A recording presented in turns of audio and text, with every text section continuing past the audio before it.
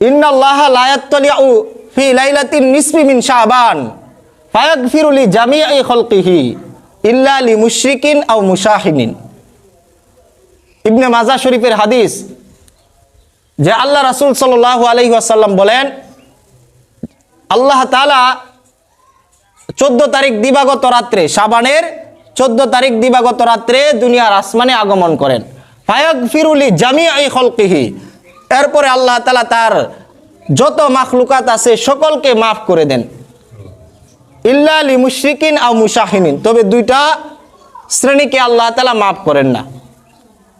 একটা শ্রেণী হলো মুশরিক, একটা হলো মুশরিক যারা আল্লাহ তাআলার সাথে শিরিক করে, এদেরকে আল্লাহ তাআলা ক্ষমা করেন না।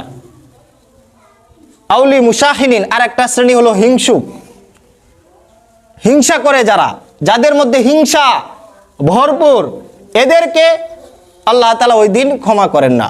এত আম ক্ষমা, কিছু বিশেষ দিন থাকে, ওই দিন কি করে মানুষ আমভাবে মানুষের সেবা শুশ্রূষা করে, মানুষের সেবা যত্ন করে, আহার বক্ষণ করায়, ওই দিন কাউকে কি করে না, বাধা দেয় না।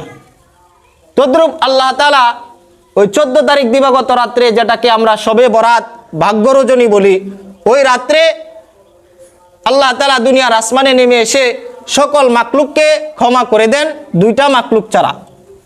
একটা মাকলুক মুশরিক, যারা আল্লাহ তাআলার সাথে শিরিক করে, আল্লাহ তাআলার সাথে অংশীদার স্থাপন করে, আর একটা হলো হিংসুক, হিংসা করে, অন্যের উন্নতি দেখে, অন্যের ভালো দেখে, অন্যে ভালো চলতেছে, ভালো খাইতেছে, ভালো পড়তেছে, এটা দেখে তার সহ্য হয় না। এরকম হিংসুক যারা আছে, এদেরকে আল্লাহ তাআলা ক্ষমা করেন না। এছাড়া গোটা মাকলুককে আল্লাহ তাআলা ক্ষমা করে দেন। আরেক হাদিসের মধ্যে আসছে, আউলি কাতিলি নাফসিন, যে আত্মহত্যা করে, নিজে নিজে আত্মহত্যা করে, সে ছাড়া বাকি সকল মাকলুককে আল্লাহ তাআলা কি করে দেন, ক্ষমা করে দেন।